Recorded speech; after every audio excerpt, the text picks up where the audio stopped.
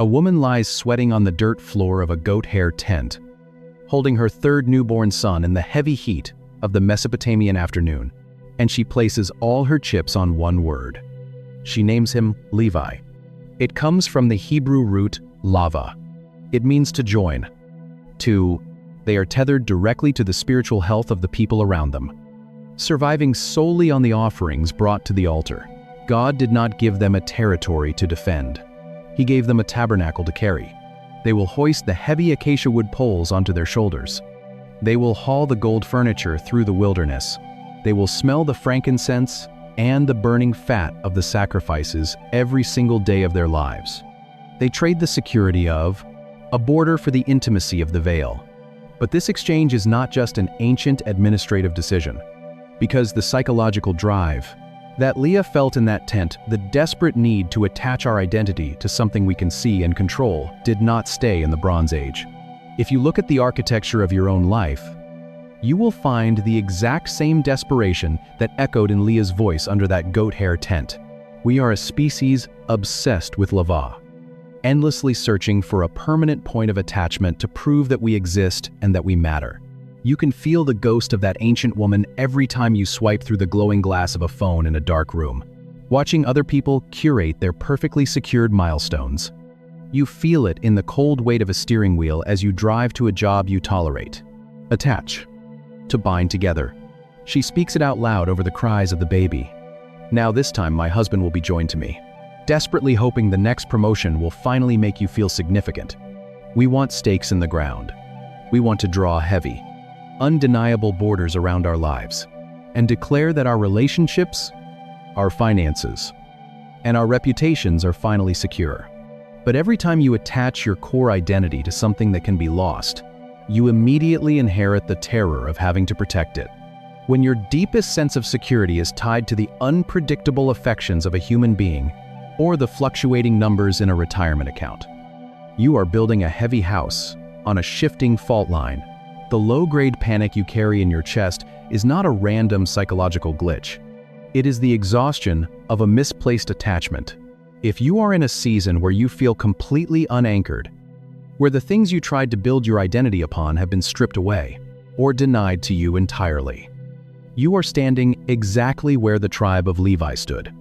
You are watching the crowd receive their predictable, secure plots of land. You watch your peers drive their wooden stakes into the dirt-stable marriages, linear career paths, comfortable homes while you stand on the periphery, feeling like your hands are entirely empty. The natural human response is to panic, to feel cursed by circumstances, to assume that God has forgotten to give you an inheritance. But the text suggests a terrifying, beautiful alternative, because I have borne him 3 sons. She thinks a third son will be the glue. She thinks the boy will act as an anchor. Your empty hands are not a sign of divine abandonment. They are the cleared space required to hold the holy things. God understands that the human heart was designed to bind itself to something immovable. And he knows that if you attach your soul to the temporary dirt of this world, you will spend your entire life terrified of the harvest. He allows the earthly attachments to fail, just as Leah's failed, so that the vertical attachment can finally take hold. But to understand how this divine attachment actually functions in the dirt and the dust of reality, you have to look at what God actually asked these empty-handed men to do when the sun came up. The sun rises over the jagged peaks of the Sinai desert. A Levite ties a rough linen sash around his waist. He drags a struggling goat toward the massive bronze altar. The heavy smell of burning animal fat mixes with the sharp scent of fresh blood and hot copper. This is what the priesthood actually looks like on a Tuesday morning. It is not a mystical trance. It is a slaughterhouse. To be attached to God is not a quiet meditation in a sanitized room. It is heavy, physical, bloody work. Look at the daily operations of this scattered tribe. They shovel ash.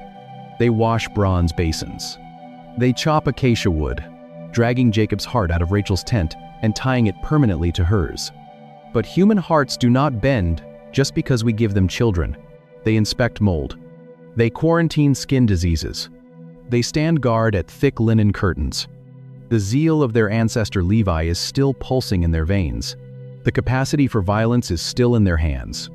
But look at the transformation of their mechanics. The sword used for petty vengeance becomes the blade used for holy sacrifice. The unyielding rage that murdered the incapacitated men of Shechem becomes the unyielding precision that dissects a burnt offering. The aggression is harnessed. The violence is baptized. They are the logistics of grace. The fire must be fed. The lamps must be trimmed. The unleavened bread must be baked. The solid silver bases must be transported. When the pillar of fire moves, the Levites move. The Kohathites hoist the golden furniture onto their shoulders. The Gershonites load the heavy tapestries onto carts. The Merarites dismantle the massive wooden frames. They march through the choking dust of the desert, feeling the raw, physical weight of God's house pressing down on their collarbones. This is the reality of their lava. They are bound to the divine, but their hands are covered in grime. They do not get to float above the dirt of the human experience. They are forced to wade directly into the middle of it. If an Israelite sins, a Levite has to butcher the animal. If a plague breaks out, a Levite has to examine the sores. The rope snaps before it is even tied. Jacob does not love her.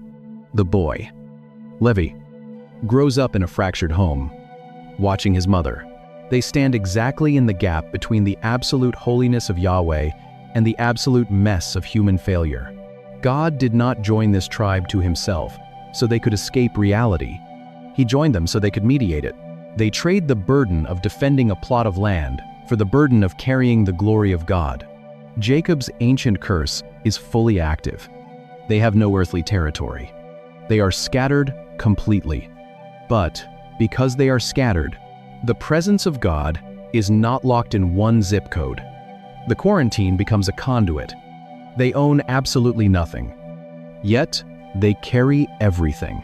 And that exact tension, living with empty hands while carrying the weight of the holy, is where the most profound realization of this entire bloodline hides. But maybe the part that stays with me most is the image of those empty hands at the borders of Shiloh. Picture the absolute isolation of that moment. Hundreds of thousands of people are driving heavy wooden stakes into the dirt. You can hear the celebration. You can see the families passing around skins of wine, tracing the boundary lines of their new vineyards, knowing exactly where their children will build their stone houses.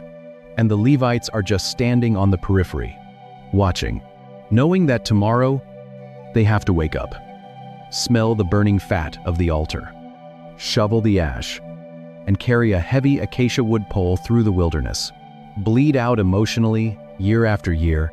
The environment is toxic. It is defined by silent dinners, obvious favoritism, and bitter rivalry. That kind of environment, hoping a stranger brings enough flour for them to eat. It is terrifying to live without stakes in the ground. If you are in a season where every attempt to build a permanent attachment has snapped, you know that exact terror. You tried to build your identity on a career, and the market shifted. You tried to be the lava for a relationship, pouring every ounce of your emotional energy into binding a person to you. And they walked out the door anyway. You look around at your peers, and it feels like everyone else has their territory marked out. They have the stable mortgage. They have the predictable 5-year plan. They have the curated family photos glowing on the glass screen of your phone. And you are standing in the dust, your hands completely empty, feeling the cold wind of a future you cannot control. We are conditioned by our culture to look at that emptiness and call it a curse. We assume that because we do not have the predictable land, we do not have the blessing. We assume we have failed. But the trajectory of Levi forces us to completely reevaluate the architecture of our pain. The failure of your earthly attachments is not a random tragedy. It is a divine quarantine. God will sometimes allow your horizontal attachments to fail because he refuses to let you bind your eternal soul to temporary dirt. Does not produce soft men. It produces volatile ones. Most people look at the early story of Levi and see a disqualification. They see to own territory is to be consumed by the defense of it. You lie awake in the dark, your heart racing, terrified of the drought, terrified of the invaders, terrified of losing the little empire you built. God will let the rope snap. He will let the stakes get pulled up, He will let you feel the searing humiliation of Leah in that goat hair tent, realizing that no human being, no job, and no bank account can bear the crushing weight of your identity. He clears your hands because the people who are not tied down to a specific piece of territory are the only ones free enough to carry his presence into the dark. When you are no longer exhausted from defending your own borders, you finally have the energy to lift the veil and step into his. But to see the absolute scale of what God accomplished with this one broken family, to see how the curse was finally and permanently reversed, you have to look at the entire story at once. The fires on the bronze altar eventually burn out.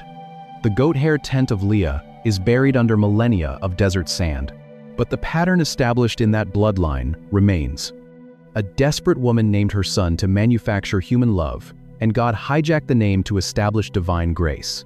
Two brothers weaponized a covenant to slaughter a city, and their zeal was repurposed to defend a holy camp. Violent son born from a miserable marriage, carrying a name that was essentially a failed manipulation tactic.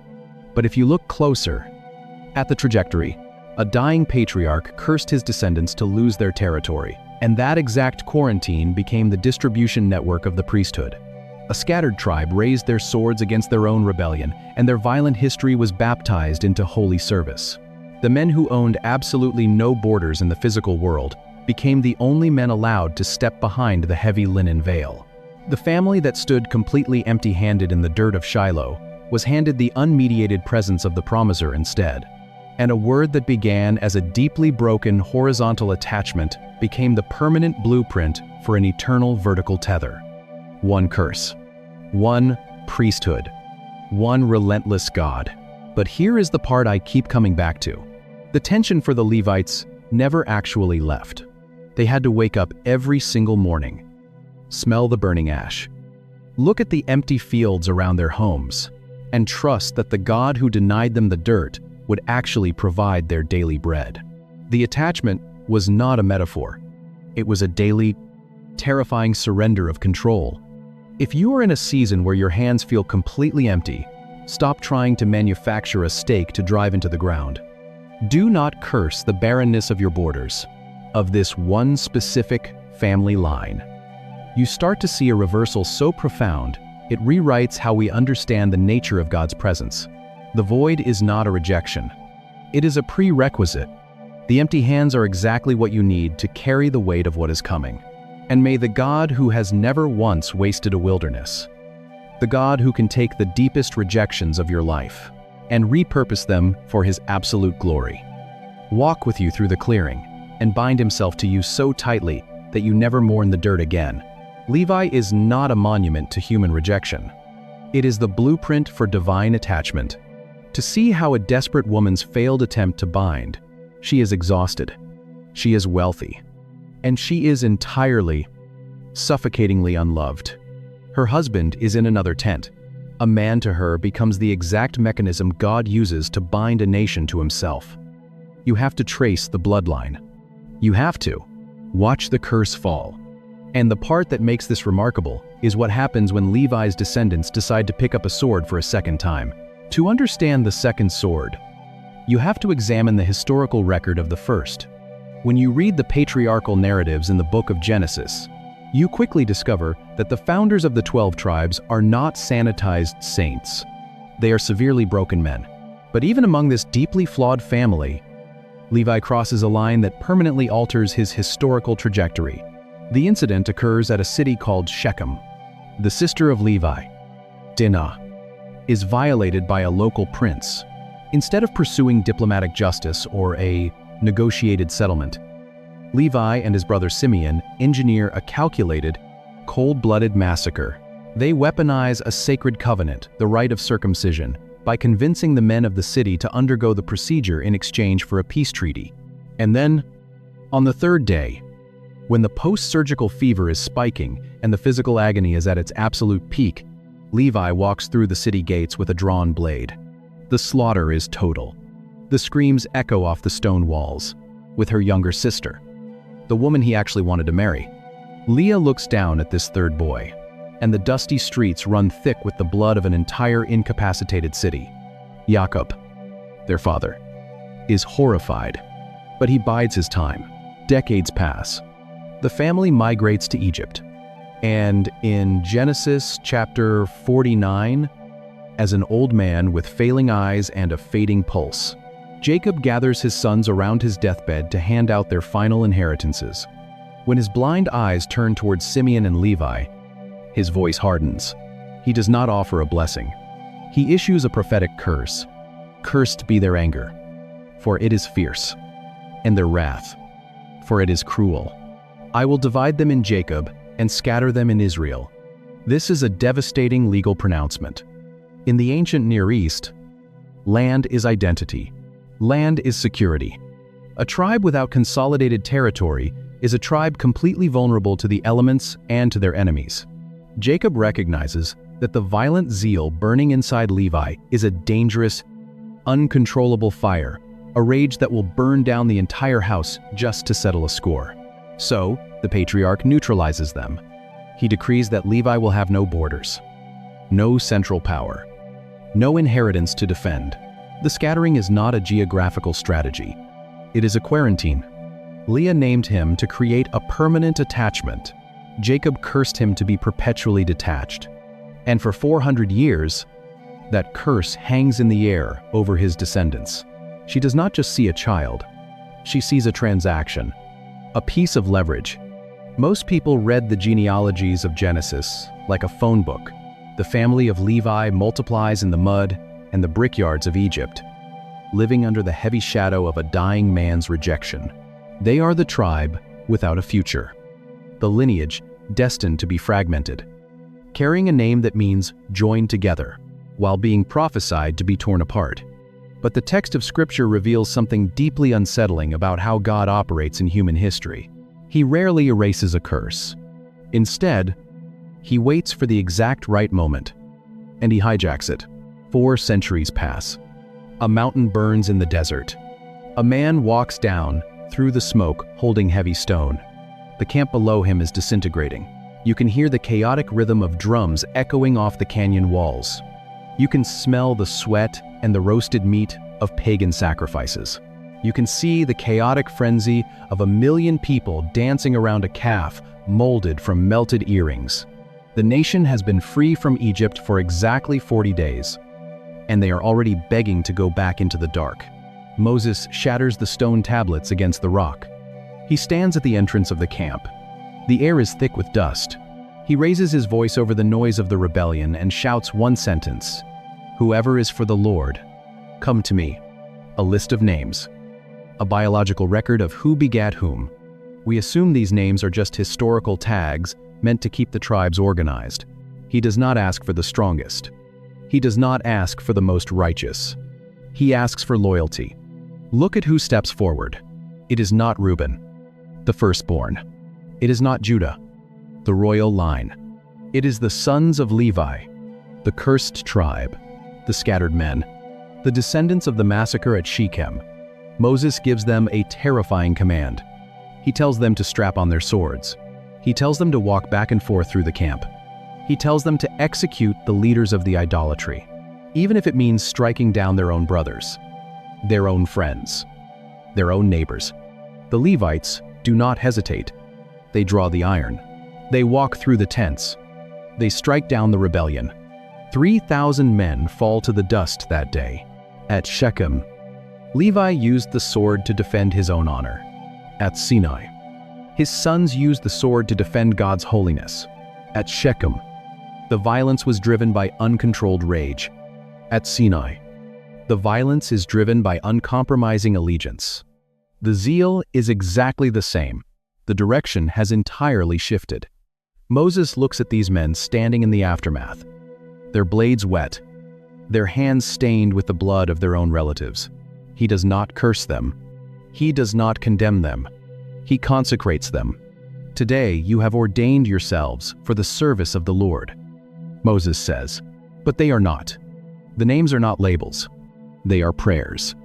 They are desperate, screaming pleas cast into the dark by a woman, trying. This is the pivot. The aggressive zeal was not erased. It was repurposed. This act is not the seal of their destruction. It is the inauguration of their priesthood. Jacob cursed them to have no land, to be scattered completely across the nation. That curse still stands. They will never own a single acre of the promised land. They will never have a border to defend. But the detail that changes everything is what God decides to do with that exact scattering. To see the absolute genius of what is happening here, you have to go back to the dusty floor of that goat hair tent in Genesis. Look at the original text of Genesis chapter 29. Verse 30. Leah is holding her third son, staring at her emotionally absent husband. And she says, "Now this time my husband will be joined to me." The English word translated as joined or attached is the Hebrew verb lava. It appears throughout the Old Testament to describe things that are borrowed, twisted, or bound together. Its root carries the physical image of intertwining two cords, so tightly that they cannot be torn apart without destroying both. It is a word of desperate, structural attachment. Leah named her boy Levi, hoping his life would be the lava that finally bound Jacob to her. But the attachment failed to fix a broken marriage. Leah has already tried this twice. She named her first son Reuben, meaning look, a son hoping Jacob would finally see her. For 400 years, the tribe carried a name that felt like a permanent, mocking reminder of an unanswered prayer. Until the text reaches the book of Numbers. In Numbers chapter 18, verse 2, the Israelites are standing in the heat of the desert, and God is speaking to Aaron the high priest about how the holy sanctuary will operate. He gives a specific command regarding this displaced, violent tribe. God says, "Bring your fellow Levites from your ancestral tribe to join you and assist you when you and your sons minister before the tent." The Hebrew word God uses for join in that command is lava. It is the exact same word Leah cried out in the dark centuries earlier. If watching God take a centuries-old pain and rewrite its meaning is stirring something inside you, you're exactly who this channel is for. Drop a thought in the comments and hit subscribe. Because every week we go deeper into the text than you knew was possible. So the tribe of Levi is officially attached. God takes the failed manipulation of a broken mother and elevates it into a divine calling. He does not change their name. He changes their point of attachment. The lava that failed horizontally with a human man is fulfilled vertically, with the creator of the universe. This is how God handles the curse of Jacob. Jacob declared they would be scattered across the nation. He did not. She named the second one Simeon, meaning hearing, because she felt God heard she was hated. Jacob remained deaf, fractured, and landless. God looks at that curse and agrees with the logistics, but entirely subverts the meaning. The scattering is not a punishment. It is a distribution, because they are forced to scatter. God can place a Levite in every single region, in every tribal territory, to serve as a priest and a teacher of the law. He weaponizes the quarantine and turns it into an infiltration of grace. But being attached to God in this way introduces a terrifying economic reality that no other tribe has to face. The maps are unrolled in the dirt at Shiloh. Joshua stands in the heat of the Palestinian sun as the tribal leaders gather to divide the soil they just bled for. You can smell the sweat. You can hear the murmur of men negotiating borders, tracing boundary lines in the dust with the tips of their spears. Judah claims the vineyards of the southern hills. Zebulun claims the trade winds of the coast. Naphtali takes the high, cool mountains. Simeon takes the dry southern valleys. One by one, the leaders drive heavy wooden stakes into the ground, locking in the geography that will define their families for 1,000 years. But the sons of Levi stand on the edge of the crowd. Now comes the third. The stakes are higher. The humiliation is deeper. She looks at the tiny chest rising and falling in the dusty air, watching the dirt being handed out. They hold no stakes. They draw no borders. God tells Aaron, the head of the Levites, exactly what their real estate portfolio will look like in Numbers chapter 18. You will have no inheritance in their land, nor will you have any share among them. Imagine the visceral panic of that decree. In an ancient agrarian economy, if you do not have land, you do not have grain. If you do not have pasture, You do not have sheep. To have no land is to be permanently, structurally vulnerable. It means your children will always eat at the mercy of someone else's harvest. Jacob's ancient curse echoes in the silence of that realization. I will divide them and scatter them. But then God finishes the sentence. I am your portion and your inheritance. This is the paradox of the priesthood. To be attached to the divine is to be detached from the dirt. Their empty hands are not a punishment for an ancient massacre. They are the prerequisite for carrying the holy things. God is forcing a tribe of violently zealous men to live entirely on trust. If the other tribes do not bring their tithes, the Levites starve. If the nation forgets God, the Levites die first.